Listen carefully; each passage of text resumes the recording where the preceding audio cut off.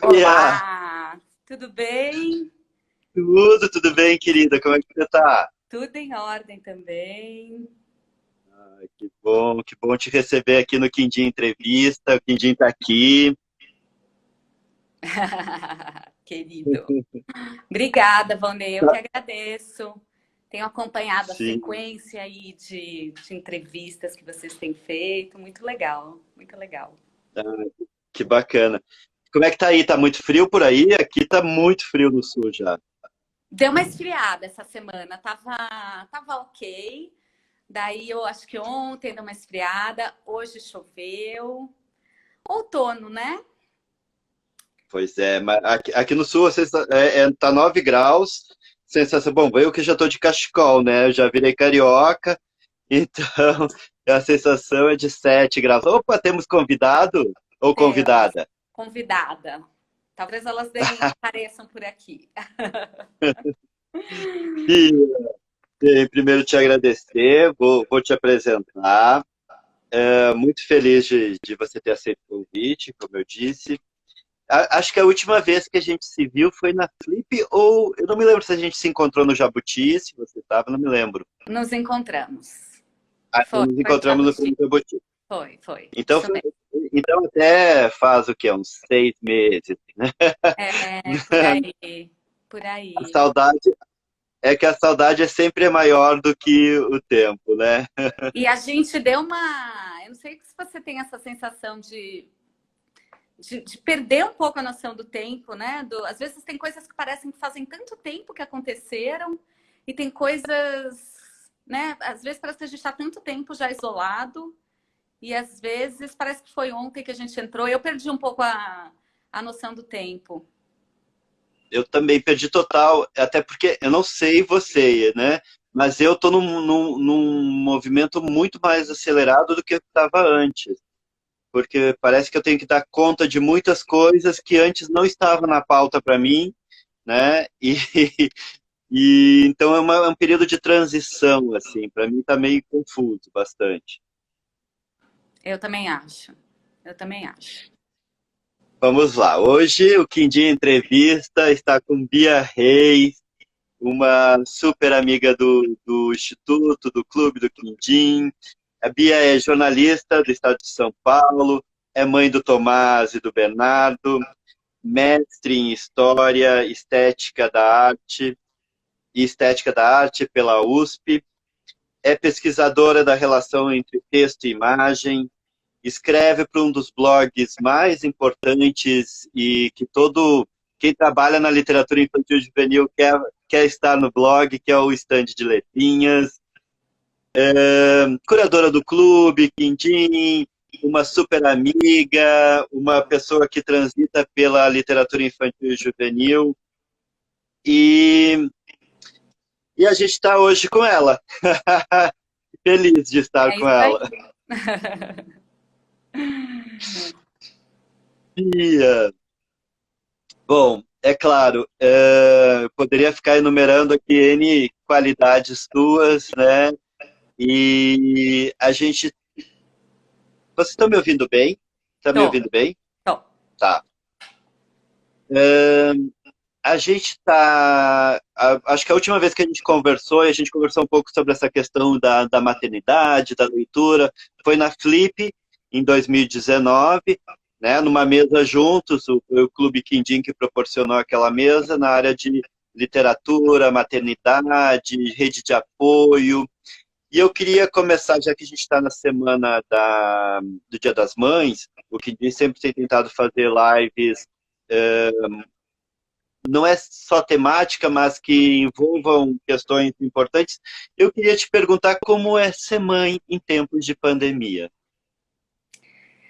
Puxa, pois é.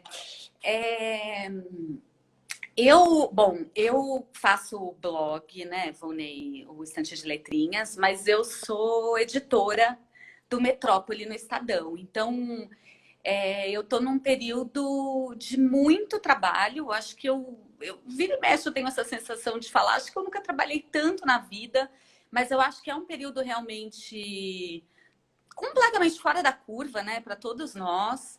e que tem me exigido muitas horas de trabalho. Eu estou em home office, então eu sou uma mãe em isolamento total em período de pandemia.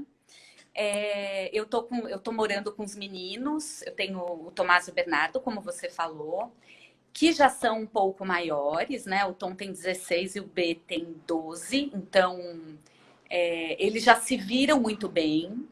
Então,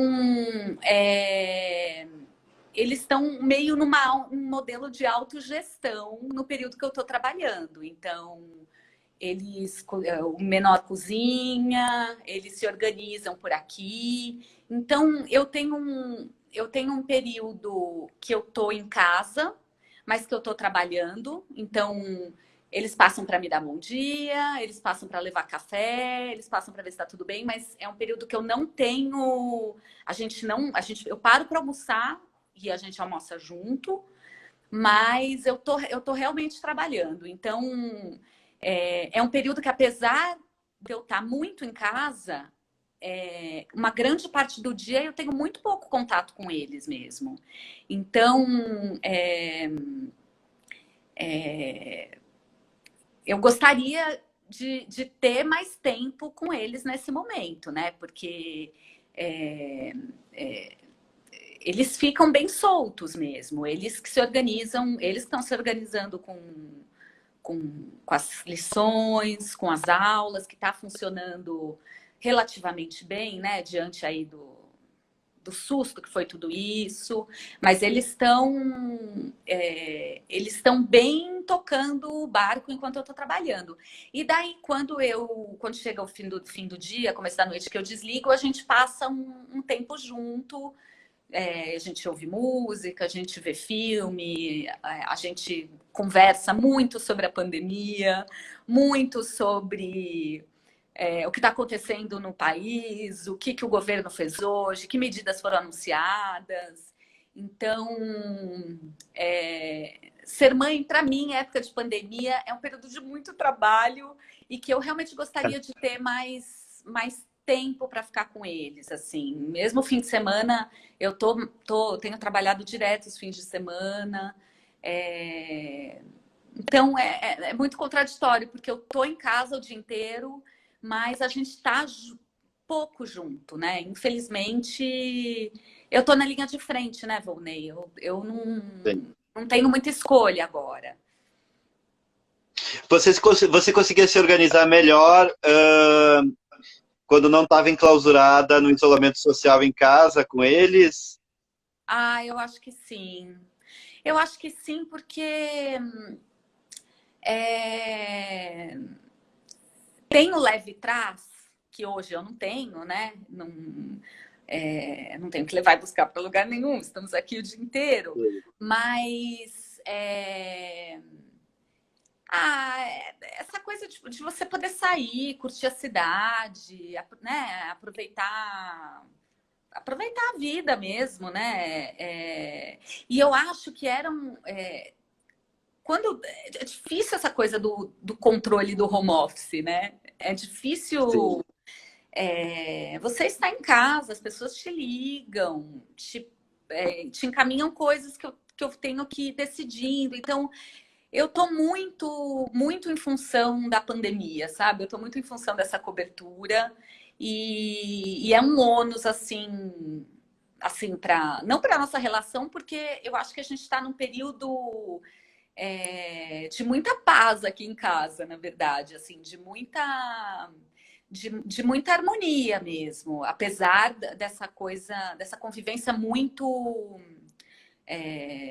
dessa convivência mais intensa, né? Nesse sentido de são dois adolescentes, né, Volney? Que numa época que eles querem sair, que eles querem fazer as coisas deles. De energia, né? Então, com a mãe o dia inteiro, né? Basicamente isso. Sim. Mas eu acho que a gente está... Tem sido gostoso, assim, sabe? A gente... Conversas muito legais, reflexões muito legais. Mas eu acho que é mais fácil se organizar quando quando você tem um horário um pouco mais pré-determinado. E, por exemplo, Tem uma rede de apoio, né? A escola, que é essa rede de apoio, né? sim, sim, sim, sim. E daí é aquela coisa, né, de uma.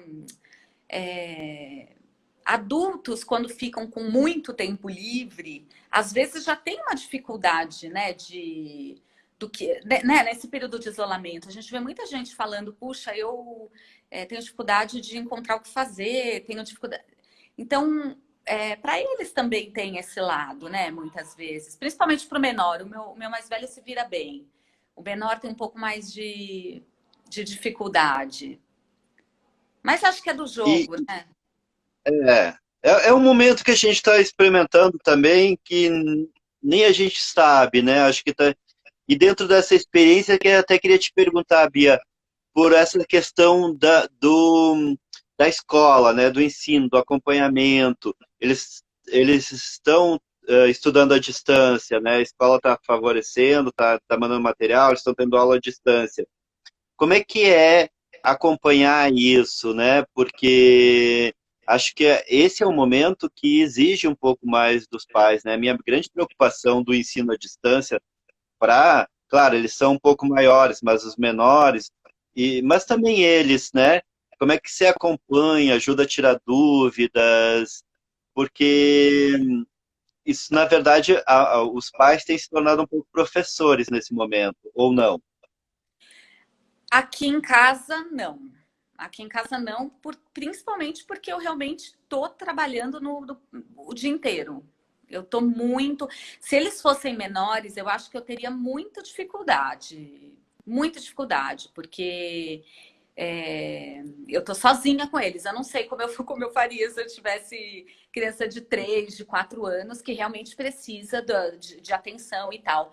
Mas eu acho que a gente teve um primeiro momento que foi mais de descoberta, desde, puxa, como que eu entro no raio do Zoom? Como que eu faço funcionar? Como que as lições estão vindo? Como que eu faço para encaminhar? O professor está mandando o retorno. Então, eu acho que teve um período aí nas primeiras semanas que foi mais tumultuado, assim, de não conseguir entrar, de perder aula porque a senha não entrava, essas miudezas, assim, que a tecnologia vai nos impondo. Mas hoje eu acho que está mais organizado, assim. O Tom, o meu mais velho, está no segundo ano do médio, então ele é super autônomo, assim, ele vai fazendo as coisas. Coisas muito pontuais ele me pergunta e eu vejo ele sentado estudando. Não é uma super dedicação, mas ele tem cumprido aí a jornada dele. O menor, é, eu vou acompanhando mais, mas não no sentido de eu sentar do lado dele e fazer as coisas. Ele está no 7º ano, eles são muito autônomos, sabe? O que eu faço mais com o menor é de ir acompanhando. Tem um aplicativo da escola que eu vou vendo que ele vai entregando, se está no prazo, se não está, e vou recebendo uns retornos assim. É, Mas é que é uma coisa particular, né? Não é todo mundo que está nessa situação da escola ter conseguido minimamente se adaptar, não é a mesma coisa, né, Vô? Mas assim, é, a escola minimamente se adaptou, está tendo as aulas, tem lá um cronograma de atividades, das lives que eles participam, e eles são muito autônomos, né? Então, é, eu não tô nesse momento crucial que eu tenho visto muitos amigos, muita gente comentando, né? Muitas famílias com a dificuldade da logística. E eu acho que tem um tanto, que daí pode ser uma visão até um pouco conformista minha, mas eu acho que tem um tanto que a gente vai perder, que não tem jeito, sabe? Que tá dado. Todos nós, né? Eles vão perder na escola, a gente tá perdendo. Não tem jeito. E eu tenho até uma atitude um pouco conformada com relação a isso, sabe? Vai perder e talvez não recupere. E, gente, é uma pandemia, né? é uma situação absolutamente inesperada, imprevisível. Então, tem algumas coisas que eu acho que numa outra situação eu até ficaria mais no pé, mas que muitas vezes, em nome de uma convivência mais harmoniosa, eu acabo relevando, sabe? Ah, não vou pegar no pé por causa disso. Tudo bem. Não vai fazer diferença.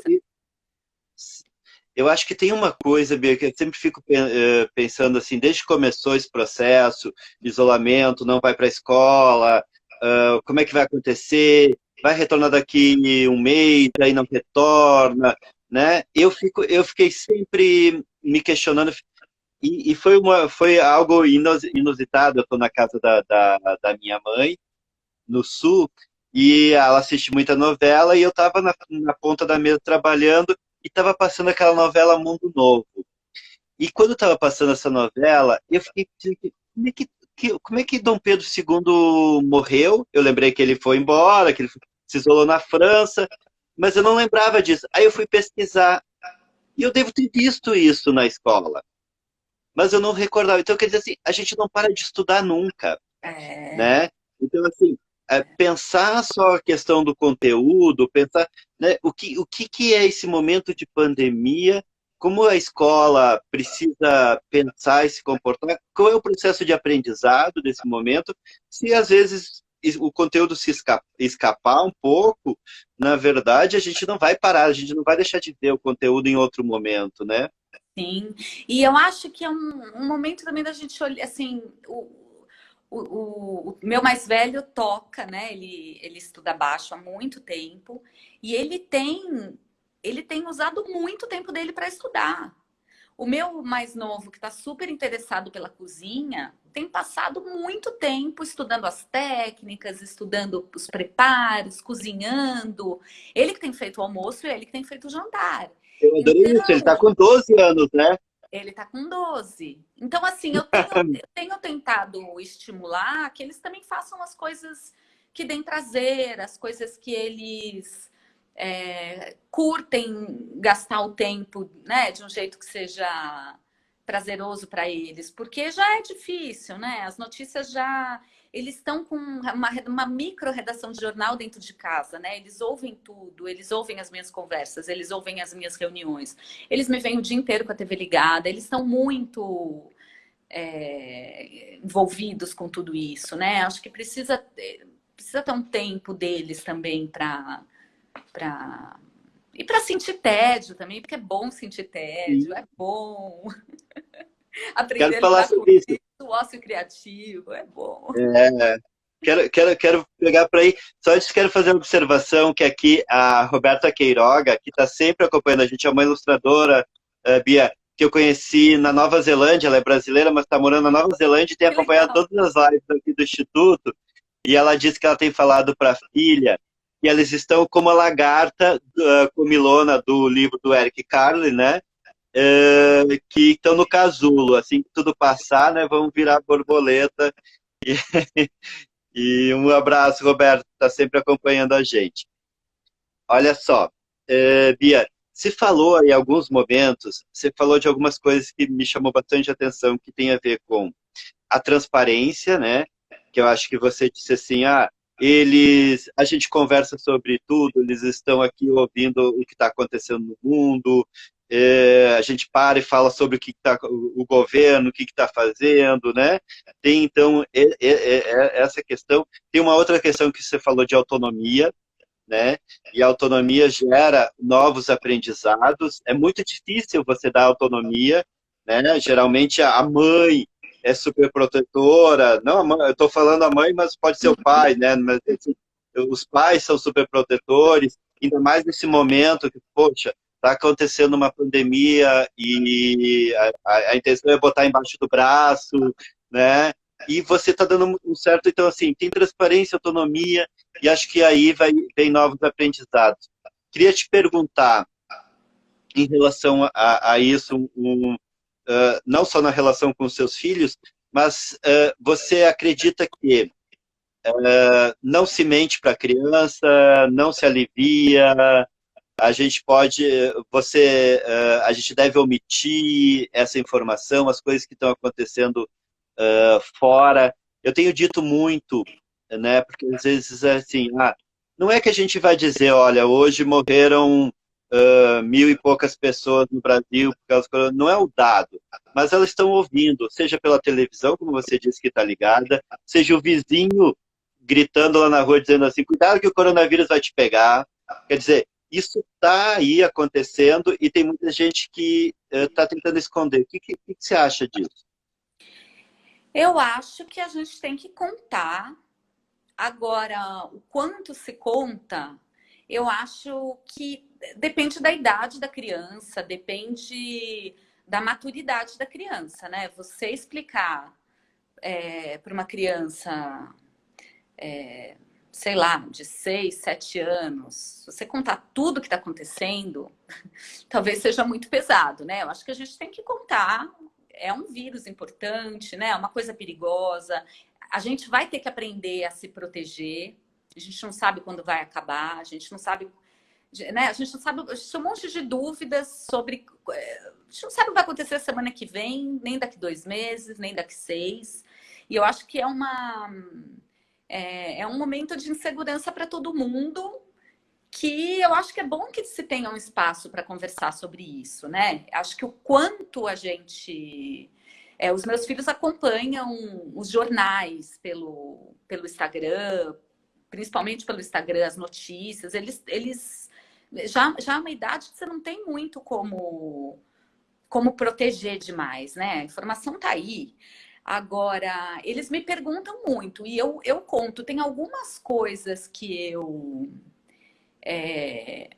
sei que os deixa mais angustiados, que eu não é que eu evito conversar sobre. Se eles me perguntam, eu falo, mas eu evito jogar muito para frente, sabe? Porque eu acho que a gente vai a gente vai ficando angustiado, né? Mas a gente tem um pouco mais de recurso mental e emocional para ir lidando com isso, né? Eu acho que para eles, o adolescente não tem essa coisa de uma perspectiva mais a médio prazo, né? Então, eu acho que isso vai gerando uma angústia, mas eu converso e eu tento abrir um espaço para que eles se sintam à vontade para perguntar e para conversar e para falar o que eles estão sentindo e para dizer o que eles esperam. Então, eles me perguntam muito da vacina. Mãe, já saiu alguma outra notícia sobre a vacina? O que Oxford está fazendo? O que... Eles ficam muito nessa coisa da notícia mais positiva. Mas, assim, essas cenas, essas histórias absolutamente dramáticas e trágicas, né, que a gente ouve, e essas cenas horríveis de caixões empilhados e de... tá ao alcance deles, né? E dói, e é difícil de ver, né? Então, eu acho que precisa ter essa abertura de ouvir, né? De ouvir o que eles estão sentindo, o que eles estão pensando. Mas eles são adolescentes, né? Então, acho que depende da idade da criança, da maturidade, né? Cada pai conhece o seu filho, né? E sabe como vai bater aquilo, né? E eu acho que é assim como talvez a gente pensa na questão da literatura, né, infantil e juvenil. Na verdade, é uma questão de linguagem e não de omissão de fatos, né, porque o mundo está aí, tem filtro e as coisas estão acontecendo, e eles sentem da mesma forma, né, sentem da mesma, cada um sente de uma forma, mas eles percebem o mundo e com toda a complexidade que é esse mundo, né. A Penélope Martins, que também está sempre aqui com a gente, né, queridona, ela diz: a família que dialoga sobre o mundo, incluindo também o imaginário, já está em situação de aprendizagem sólida e profunda. Não carece preocupação com o conteúdo programático da escola.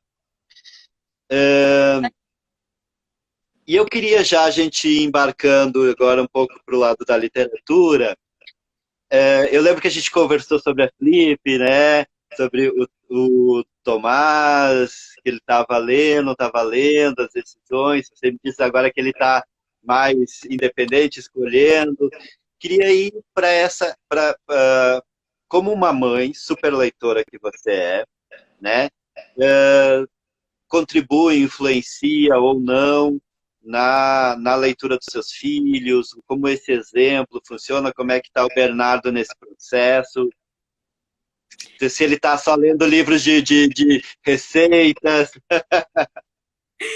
Então, eu acho que os dois tiveram um caminho até parecido, assim, de quando pequenos, que era uma coisa que, quando eles são pequenos, a gente tem um pouco mais de influência sobre eles, né? Vamos dizer assim. Eles me acompanhavam muito na leitura, eles curtiram, a gente curtiu muito essa fase assim da primeira infância com os livros. Depois eu acho que os dois tiveram um período de mais distanciamento, que eu acho que foi um período que entrou a música para os dois, né? Os dois estudam música, os dois tocam, e eu acho que a música entrou nesse espaço da arte, né? Vamos pensar assim. E eu tive uns períodos bem dolorosos, assim, de falar, gente, será que eles vão se afastar, assim? Puxa, tanta coisa maravilhosa, né? Tantos livros, eu sempre falo para eles, meninos, existe livro para todo leitor. Vocês precisam descobrir o que vocês gostam. Pode ser que vocês não gostem das coisas que eu goste. Isso não é um problema, né? Então, assim, eu sempre fui apresentando, sempre fui mostrando, sempre fui estimulando, sempre chamo para ler, sempre mostro as coisas que eu tô lendo. E o Tom, esse período assim do isolamento, ele tem lido um monte. Ele super se reconectou assim com a literatura. E daí, livros que não são os livros que a gente estuda, os livros, né? Ele já está num outro momento, mas a gente está num período de troca mesmo. Então, ele esses dias veio falar: mãe, não acredito que você não leu Leite Derramado do Chico, é tão maravilhoso, você precisa ler esse livro, e deixou lá no meu quarto para mim. Então, a gente está numa coisa de troca. Ele gosta ele gosta de ficção. E gosta de uns livros, ele lê um livro sobre, ele tem muito interesse sobre a loucura, ele lê um livro sobre esquizofrenia, e daí voltou a ler Machado de Assis, porque falou, puxa, eu na época da escola não aproveitei muito bem. Então ele está num momento lendo bastante, aproveitando mesmo o tempo que ele tem para ler as coisas que ele fez uma pilha lá no quarto dele de coisas que ele quer ler até o fim da pandemia. Talvez tenha que crescer mais essa pilha aí. Mas ele tá num processo muito legal, assim, de descoberta, e que eu acho que a gente apresenta e diz, eu sou apaixonada por isso, eu acho isso incrível.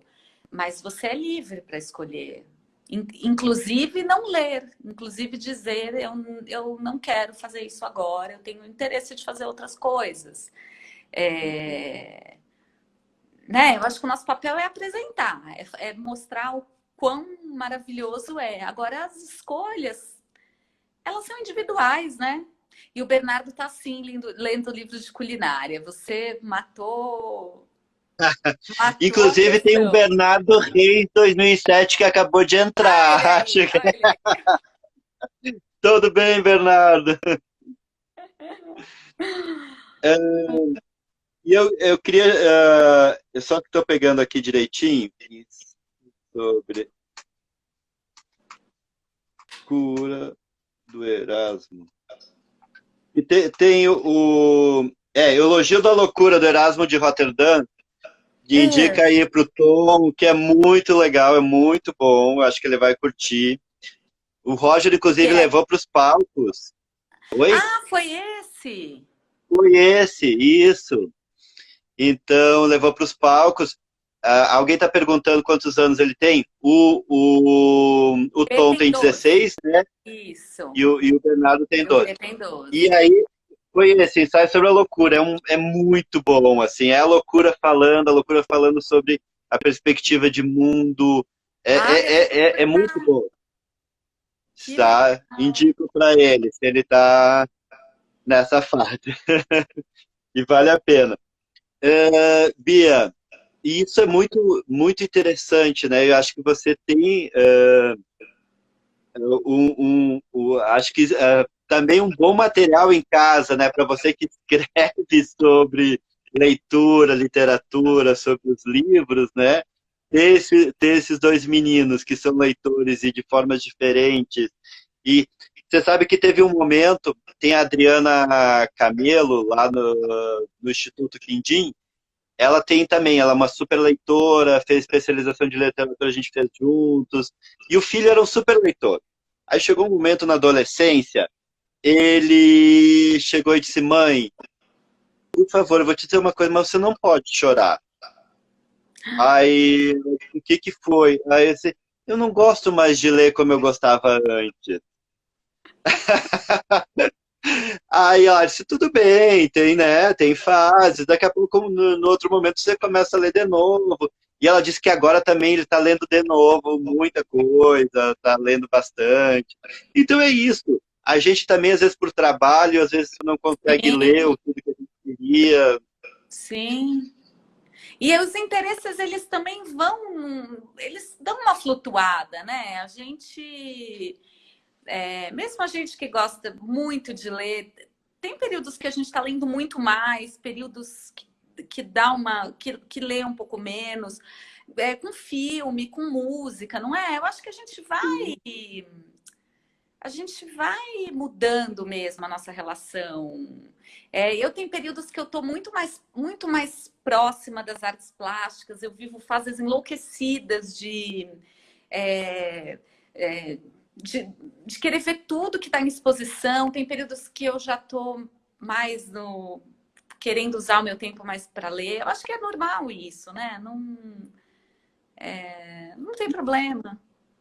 Não, o importante é a gente entender, primeiro, que faz parte, né? É uma necessidade humana a gente estar ligado às artes, uma necessidade humana a gente entender que a leitura, né, a literatura, a ficção é uma necessidade humana. Inclusive, a Penélope indicou para a gente ler Torto Arado, eu nunca li, já estou Também não anotando conheço. esse livro. E, É e aí eu sobre queria, quando você falou, loucura? É sobre loucura, Pedro? conta aí pra gente se é sobre loucura. Que aí a gente já se interessa, porque nesse momento tudo que vem só pode ser um momento de loucura. Mas o que eu queria te dizer, já que você falou nas artes plásticas, né? Vamos falar um pouquinho sobre imagem e palavra, que Vamos. é seu tema de pesquisa, né?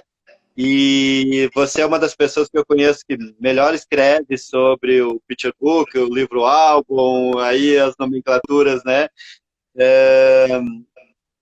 Cada um dá uma nomenclatura, nem sei se eu gosto desses encaixes, mas isso é outra coisa.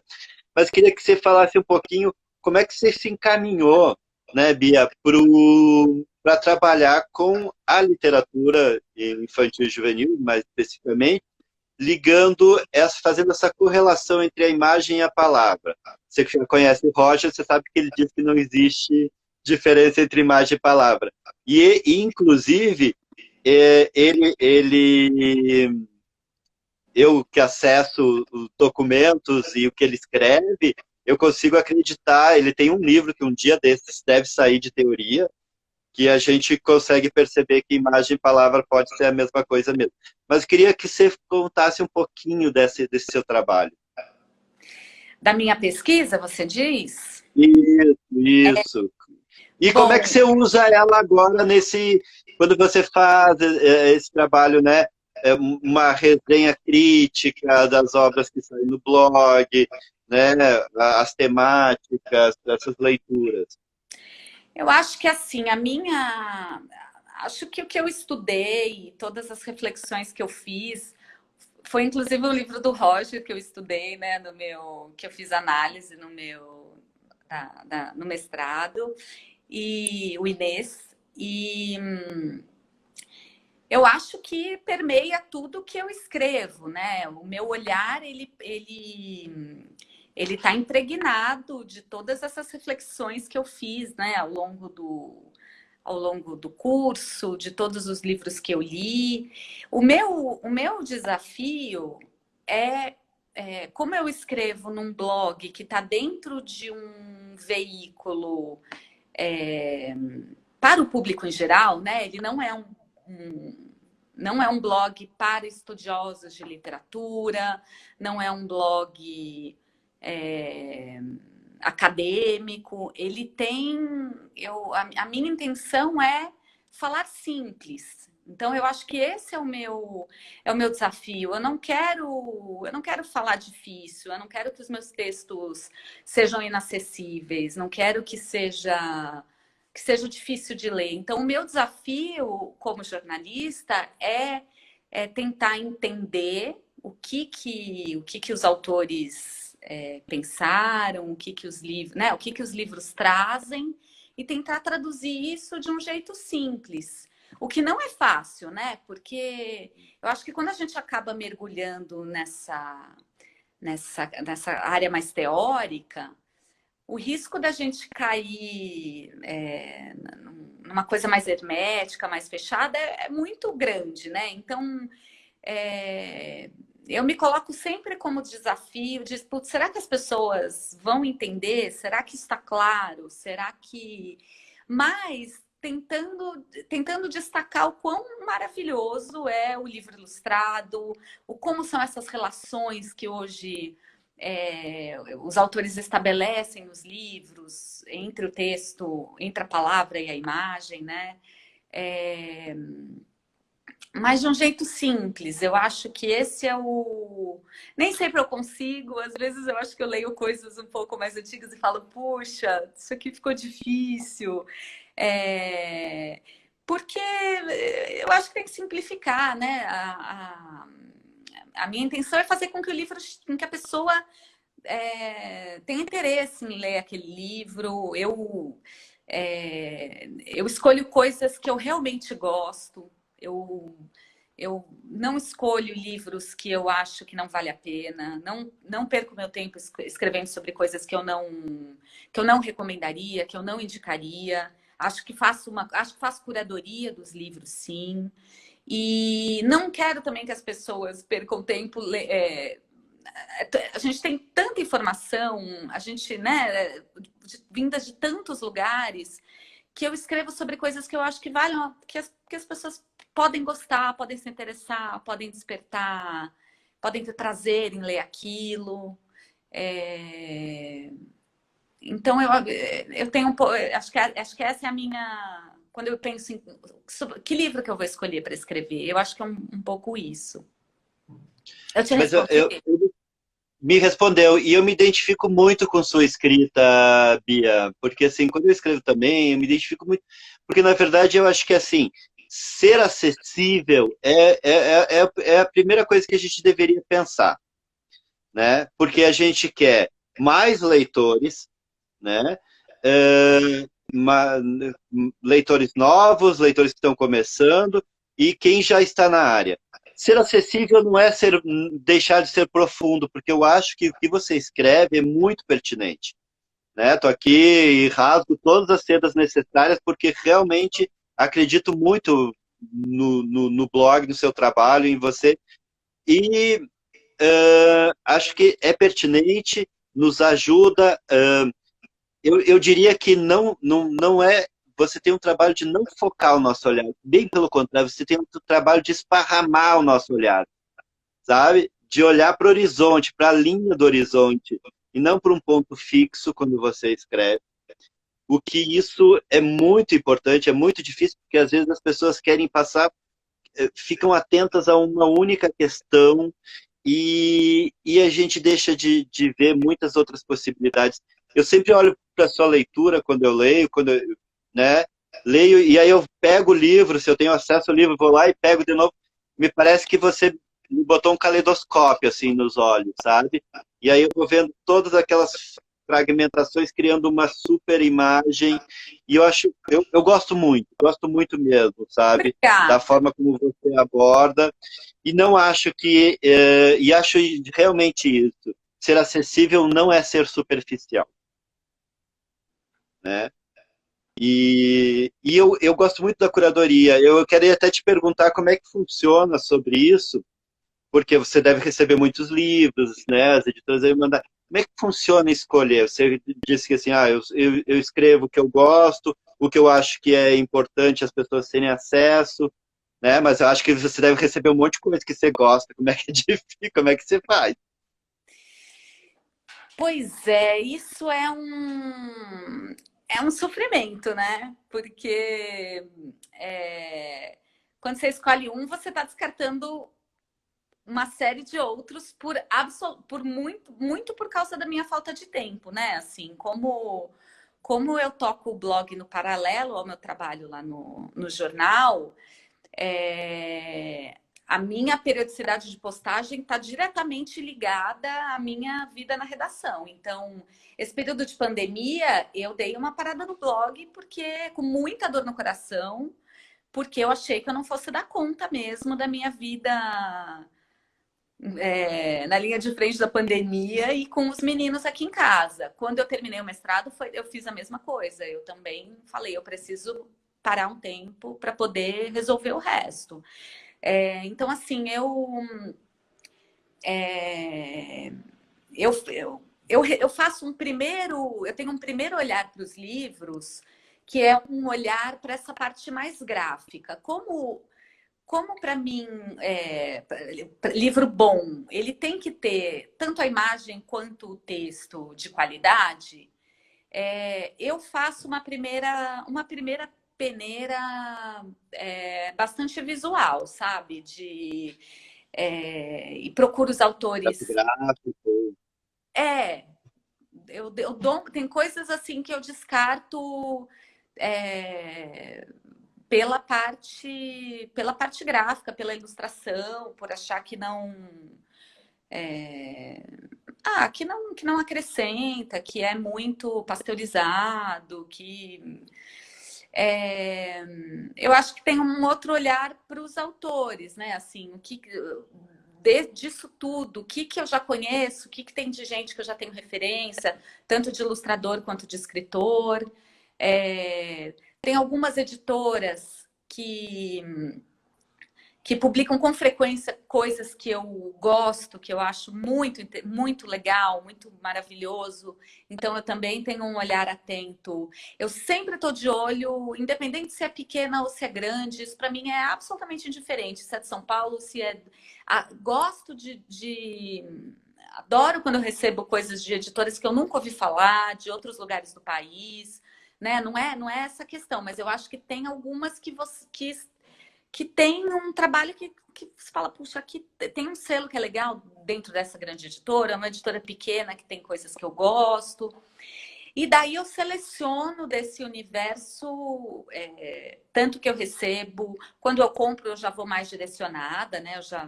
Às vezes eu vou eu ia à livraria, né? Para olhar e para conhecer coisas novas e para folhear. E daí eu acabo me debruçando, eu faço uma primeira leitura de uma quantidade maior de livros e vou dando uma funilada até chegar, puxa, acho que esses aqui é o que eu gostaria de falar.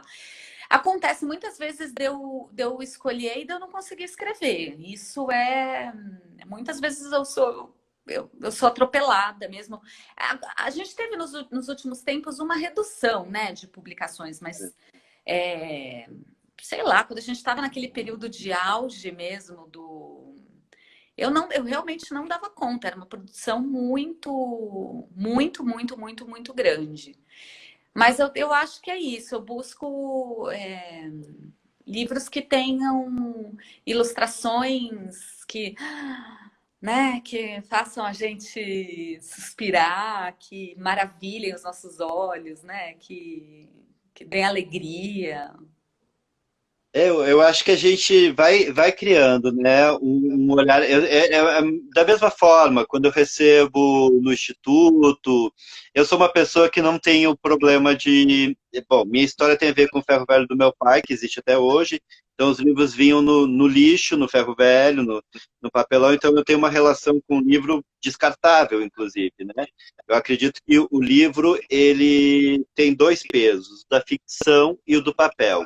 Me interessa o peso da ficção, né? E aí dentro da ficção tem toda essa coisa do projeto gráfico, da ilustração, do texto e, e é claro que com um papel bonito também vale a pena, né? Um papel couché ou um papel fosco, né? Aí num tipos de gramatura, essas coisas a gente observa. Mas a gente consegue ver, né? Quem trabalha há muito tempo, por isso que eu sempre digo, os critérios de seleção, os critérios de qualidade, eles não são subjetivos. Tem uma parte que tem a ver com o seu gosto, mas nem o gosto é subjetivo. A gente consegue pontuar o porquê que a gente gosta das coisas, né? E quantificar e qualificar. Então, eu acho que isso é importante. E eu sempre digo, quem está na posição de formador tem que levar aquilo que geralmente as pessoas não têm acesso. Porque o resto, como a gente disse, né, o mercado está aí, todo mundo tem acesso, a gente sabe como é que funcionam as vitrines de livrarias, né, às vezes os livros, as ilhas. Então, assim, vai ter acesso a livro de pintar, a livro da Disney, a livro com ilustração estereotipada, mas quem se preocupa com a área e a formação tem que justamente alcançar o que às vezes não chega, né? Não é colocado na vitrine. E eu acho que você consegue fazer isso com o seu trabalho, viu? Te agradeço um monte. Ah, eu que agradeço. Suas palavras são gentis. Não, você sabe que eu sou cri-cri, né? Eu sou chata e que é a verdade. Agora, Bia, daqui a pouco a gente já está quase chegando ao final, que é horrível chegar ao final, porque eu queria sempre queria te prender, ficar aqui um pouco mais para falar mais, para matar mais a saudade. Eu queria que você me falasse, o nosso tema tem a ver com maternidade, com leitura, e eu queria te pedir se você tem dicas aí, assim como a Penélope deu dicas para gente, se você trouxe alguma dica de leitura para gente, uma ou várias, que se quiser compartilhar, como é que está Tá, sendo? eu trouxe. Eu vou começar por um que eu fiquei apaixonada, Ah, que é o que tem aí da Rosinha. Que eu fiz uma matéria no fim do ano que eu fiquei muito enlouquecida com os livros para bebês, né? Que é um. é, não tem muitos, inclusive, Não né? tem muitos. Tem muita gente que acha que livro para bebê é livro de plástico para levar para a banheira, é, livro. São Subestima até a livros capacidade do bebê, né? É só livro tátil, com né? barulho, com som, e Isso. não, a gente pode, deve ter história, né? A gente quando está lendo um livro para uma criança pequenininha, quando a gente também se interessa e se encanta pelo livro, a gente lê de um outro jeito, né? A gente conta a história de um outro jeito, a gente se envolve de um outro jeito. E isso faz toda a diferença, né? E esse livro da Rosinha, que é da Jujuba, ele é muito, não sei se eu vou conseguir mostrar, mas ele é muito, eu acho ele muito inteligente o jeito que ele é pensado, porque ele tem ele vai repetindo essa pergunta, né? O que que tem aí? E daí ele vai apresentando os personagens e então o que é que tem aí? Passarinho lilás. O que é que tem aí? Jacaré amarelo, um jacaré amarelo tocando flautim. Então ele vai nessa sequência numérica,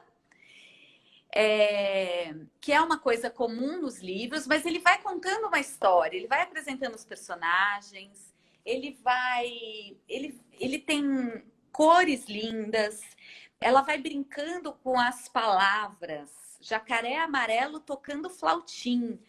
E daí ele vai abrindo. Sonoridade. Ele é muito inteligente. E ele é um livro para criança muito, muito, muito pequenininha. Que cria essa expectativa de você abrir a página e descobrir o personagem. Tem a coisa do som. Ela brinca com os plurais. É muito inteligente. Sim. Então, assim, eu acho que eu escolhi ele pensando em criança pequenininha, porque eu acho que ele rompe essa ideia de que livro para bebê. Primeiro que para bebê pode ser qualquer coisa, carro, bola, né? Sol, não Uhum. precisa ser isso. Pode ser muito mais legal do que isso. E para gente, pai e mãe, é muito mais legal também. Então tem poucos títulos, como você falou, não é uma coisa aqui no Brasil que inunde o nosso mercado, né? Muito pelo contrário, é difícil às vezes achar, mas procurem, Mas porque tem tem coisas muito lindas. que falar que a Dani da Jujuba, né, a Daniela da Jujuba, está fazendo vários livros para bebês muito bacanas. Isso a gente sempre tem que salientar quando acontece. E eu acho que esse livro, Bia, tem essa coisa também da ficção ficcional, né? Porque é o jacaré tocando flautim. Você disse, sai do concreto, vai para o imaginário. A criança ainda não conhece o jacaré fisicamente, ou às vezes não viu um desenho de jacaré, mas vai para um outro, está no outro patamar do imaginário, né? Que é o carro e a bola, que são coisas que estão ali com uma frequência, né? Tendo acesso frequente.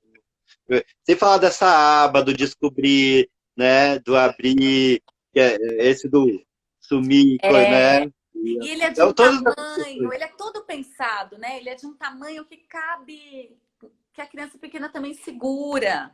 Ele é de capa dura e as páginas são duras, são mais resistentes. Ele é